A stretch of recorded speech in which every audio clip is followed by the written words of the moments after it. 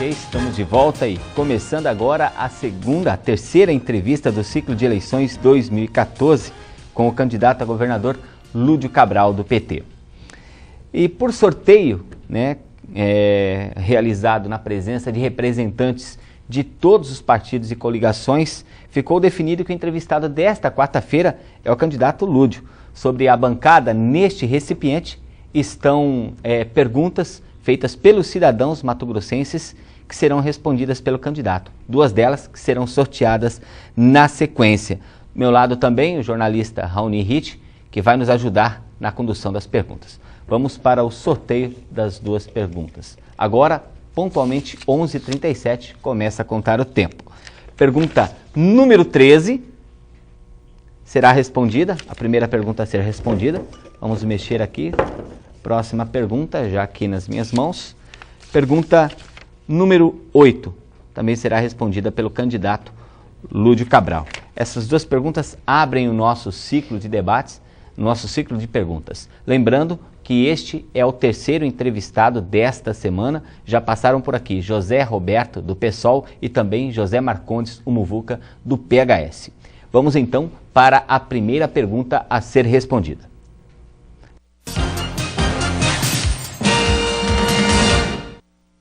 Vilenaldo Lins. E eu gostaria de procurar os candidatos ao governo, qual é a melhoria que eles têm a apresentar ao povo ao transporte público. Pode responder, candidato. Bom, boa tarde, Wagner, boa tarde, Raoni. Gostei do número da pergunta, 13. A gestão do transporte coletivo nos municípios fica a cargo das prefeituras. Agora, o Estado de Mato Grosso tem uma responsabilidade grande, especialmente aqui na região metropolitana de Cuiabá, Várzea Grande e municípios vizinhos, por meio do transporte intermunicipal. Nós precisamos, primeiro, assegurar qualidade a esse serviço, um processo de regulação rigoroso das tarifas, para que a tarifa seja uma tarifa acessível, e o desafio da intermodalidade por meio da conclusão da obra do VLT e a colocação do VLT em funcionamento nas duas cidades, que produzirá alteração no transporte coletivo local. E no conjunto do Estado, avançar na infraestrutura rodoviária, concluindo o MT integrado para ligar todos os municípios do Estado por asfalto ao restante do Estado. Hoje tem 44 municípios ainda não ligados. Expandir a nossa malha rodoviária em 1.600 quilômetros, em 2 novos eixos de integração, e assegurar as condições de manutenção e conservação da nossa malha rodoviária. Bem, isso representa, então, 1/3 dos municípios num estado de dimensões continentais como Mato Grosso. É possível, em 4 anos, candidato, resolver essa questão e interligar efetivamente, fazendo com que as distâncias sejam menores para os matogrossenses? Bom, esse é um programa que o atual governador pensou, projetou, buscou recursos junto ao BNDES para financiar a execução das obras. Essas obras já se iniciaram. 44 municípios do estado até alguns dias atrás não tinham essa ligação por asfalto e essa pavimentação está acontecendo. Nós queremos até o final de 2015 concluir todas as obras do programa MT integrado para, em definitivo, resolvermos essa injustiça histórica no nosso estado, que é termos uma parcela da nossa população com dificuldade de deslocamento em rodovias não pavimentadas. Vamos para a segunda pergunta, pergunta número 8, também formulada por cidadão aqui de Mato Grosso, colhida por nossa equipe de reportagem. Se estiver no ponto, pode colocar no ar.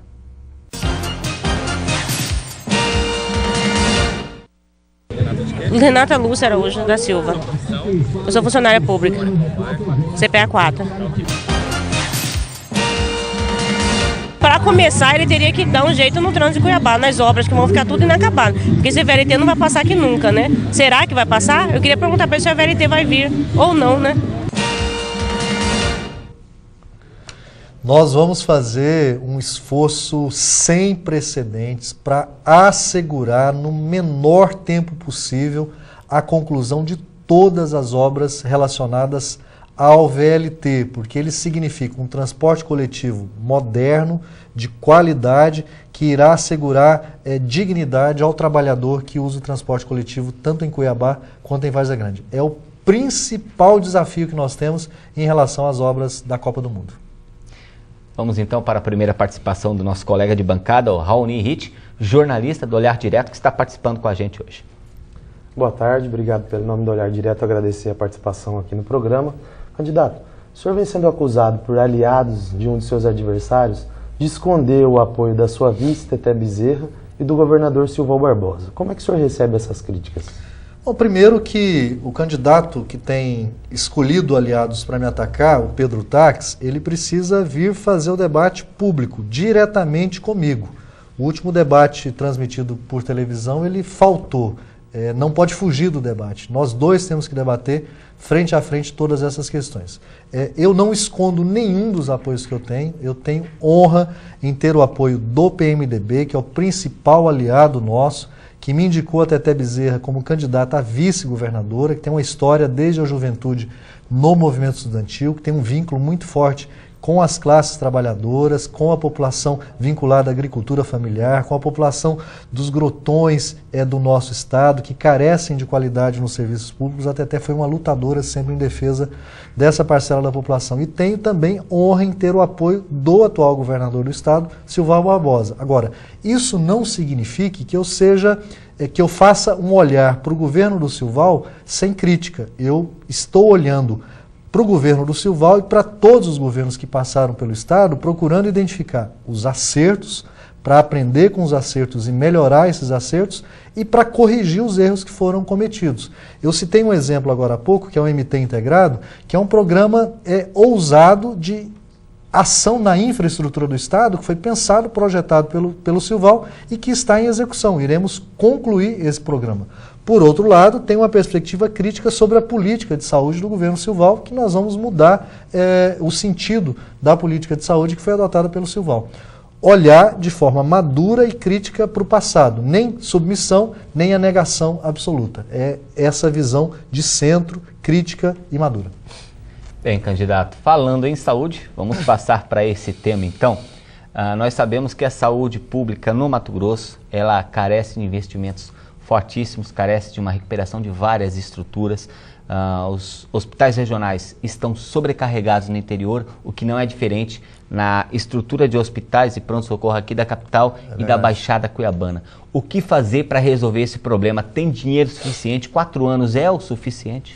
Bom, a primeira tarefa nossa, substituir o modelo gerencial dos serviços do Estado hoje, que hoje está terceirizado para as tais organizações sociais em saúde, substituir esse modelo pela gestão direta pelo Estado, por uma razão básica, custo.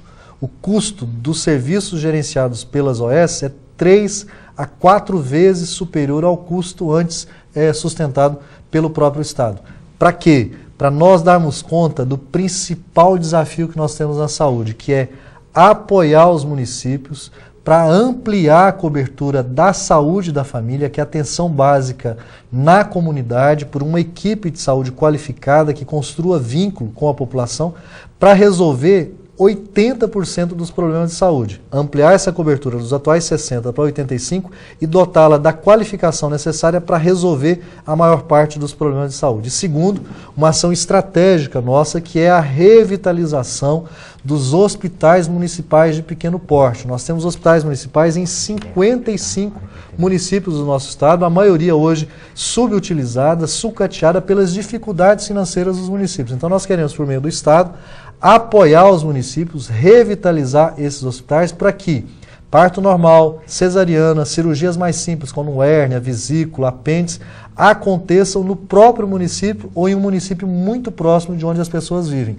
Para que os hospitais regionais cuidem da sua vocação, que é atender média complexidade, e nós iremos organizar no estado uma rede de 16 hospitais regionais, utilizando os atuais hospitais regionais existentes, utilizando hospitais municipais de referência regional para eles terem capacidade de terapia intensiva adulta, terapia intensiva infantil, porta de entrada para urgência no trauma, porta de entrada para urgência clínica em cardiologia e neurologia, que é onde há a maior ocorrência de eventos que exigem hospitalização, além de especialidades médicas que a gente considera de especialidades para procedimentos eletivos próximo de onde as pessoas vivem nas regiões. Mas o fundamental é apostar lá na saúde da família para diminuir a necessidade de hospitalizações.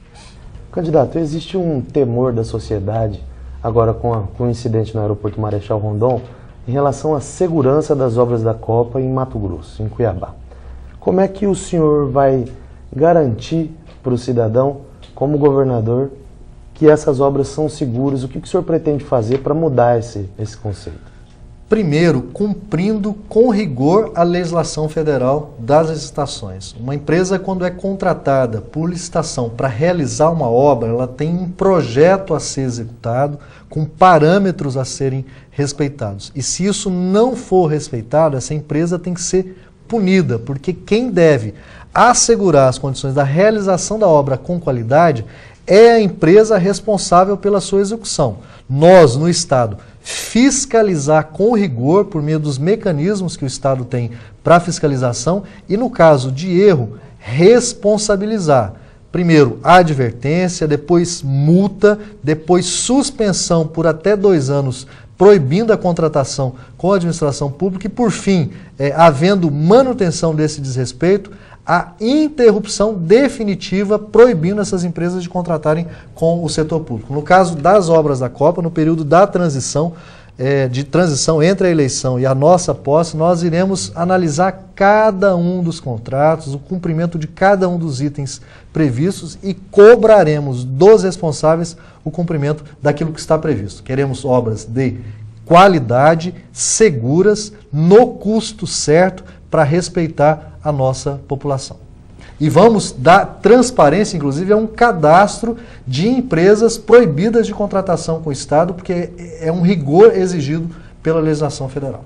Bem, candidato, o senhor falou uma palavra aí que é chave, segurança, segura. Vamos falar um pouquinho de segurança. O cidadão mato-grossense, de maneira geral, mas sobretudo das grandes cidades como Cuiabá, Várzea Grande, Rondonópolis, Sinop, no norte do estado, sofrem muito com a crescente da violência. Grande parte dessa crescente de violência impulsionada pelas drogas, pelo narcotráfico.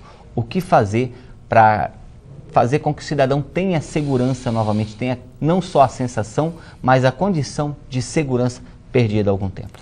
Bom, eu sou pai de 2 filhas, uma de 14 anos, outra de 18 anos, e não há drama que preocupe mais as nossas famílias hoje que o risco da nossa juventude, dos nossos filhos, terem contato com a droga. Nós temos que atuar em 2 frentes. A primeira frente, prevenção, assegurando a escola como espaço privilegiado de cuidado e proteção das nossas crianças e dos nossos jovens contra a droga, dando oportunidade de acesso à cultura, ao lazer, ao esporte, para formar a disciplina, para formar a convivência social e para abrir os horizontes para um futuro positivo na vida adulta. Nós vamos priorizar em muito a educação no nosso estado, com educação em tempo integral no ensino fundamental, em todas as escolas estaduais e com o ensino médio prazeroso, que atraia o jovem para ele se fixar na escola, gostar de estar na escola, se preparar para a universidade, se preparar para o mundo do trabalho. Agora, no trabalho estrito da segurança, nós temos um desafio gigante, porque hoje o efetivo das polícias está muito aquém do exigido pela legislação. Nós deveríamos ter praticamente o dobro de policiais no estado hoje, se comparados com os parâmetros exigidos pela própria legislação estadual. Então nós temos um desafio que é o de dobrar o quadro de efetivo das polícias ao longo do próximo governo e dos governos seguintes.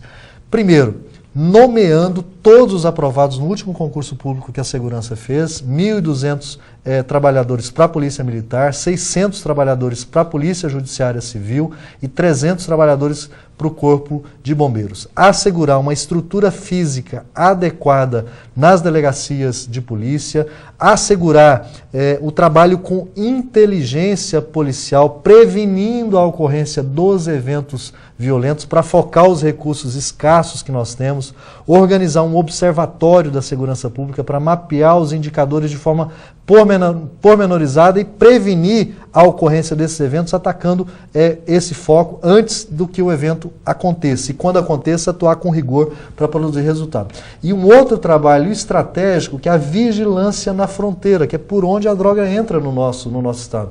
Nós temos hoje um grupo especial, que é o GEFRON, que cuida da vigilância nas fronteiras, que envolve a integração entre Polícia Militar, Polícia Civil e os órgãos do governo federal, a Polícia Federal, o Exército, a Guarda Nacional. Vamos ampliar o efetivo do GEFRON dos atuais 120 homens para 400 homens, equipar, assegurar veículos, estrutura física, e essa parceria com o governo federal, que tem uma estratégia nacional para o cuidado das fronteiras, para proteger o nosso estado da entrada das drogas em Mato Grosso.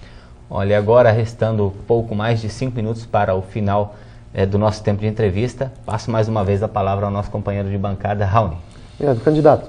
O ministro dos Transportes, Paulo Passos, esteve com o senhor no sábado em Cuiabá, em Rondonópolis, e ele afirmou que a vinda da ferrovia para Cuiabá pode acontecer no futuro, mas não é prioridade do governo federal nesse momento.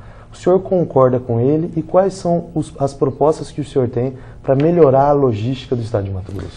Bom, a Ferronorte, a ferrovia de Rondonópolis a Cuiabá é prioridade para o nosso governo e nós faremos uma gestão forte junto ao governo federal para que ela aconteça, para que ela se torne realidade, como se tornou realidade os trilhos de Alto Araguaia até Rondonópolis no governo do presidente Lula e da presidenta Dilma, mas em sintonia com o governo federal nós temos que construir uma malha ferroviária para assegurar as condições para escoamento da nossa produção em função do papel de destaque que Mato Grosso desempenha hoje na economia nacional por meio da nossa produção agrícola. Além da Ferronorte até Cuiabá, a ferrovia de integração do Centro-Oeste, a ferrovia Sinop-Miritituba, que é um porto no Rio Tapajós, no Pará, e um ramal partindo de Sapezal até Porto Velho, já tendo como referência a ferrovia transoceânica, que ligará no futuro o Oceano Atlântico ao Oceano Pacífico, tendo Mato Grosso no centro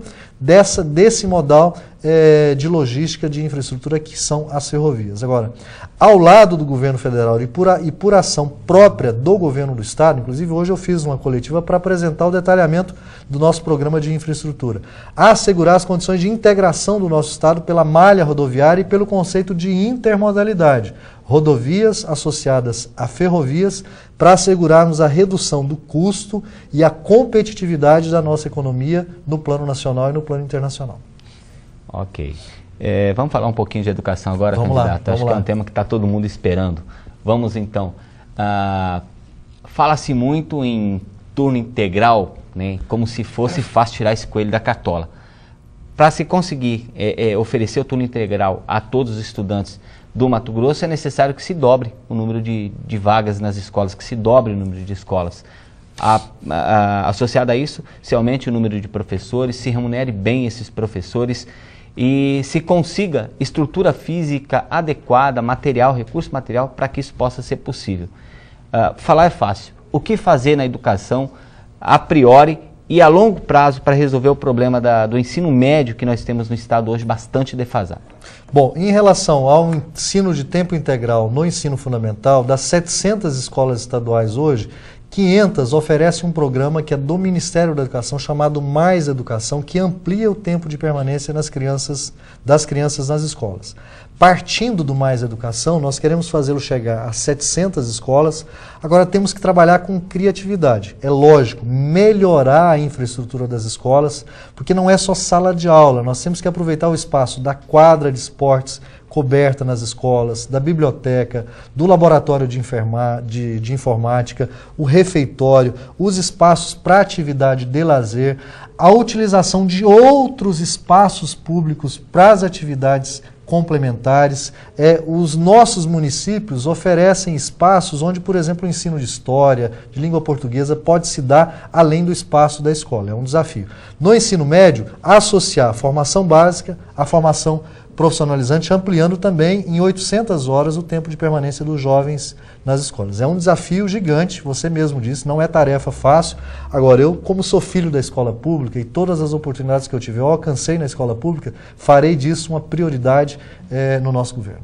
Bem, candidato, restando aí 1 minuto e 15 segundos, 1 minuto e 10 segundos, eu gostaria de deixar esse último minuto para que o senhor pudesse fazer as suas considerações finais acerca do que o senhor ainda tem a dizer à população de Mato Grosso. Bom, agradecer, Wagner, agradecer, Raoni. 20 minutos passa rápido, porque assim, a gente quer falar do muito que a gente quer fazer pelo Estado. Quero deixar aqui para a população o nosso compromisso de realizar um governo novo, um governo que tenha prioridade máxima aos investimentos sociais, na saúde, na educação, na segurança, na habitação, no saneamento. Um governo que, para isso, priorize os investimentos no desenvolvimento econômico do nosso Estado, que assegure a sintonia com o governo federal para os investimentos em infraestrutura e logística, para nós casarmos infraestrutura e logística, desenvolvimento econômico e as condições para o Estado dar conta do desafio de realizar os direitos da nossa população nas políticas sociais. Realizar um governo participativo, de escuta da população, que compartilhe o poder. Para encerrar, peço o voto, Lúdio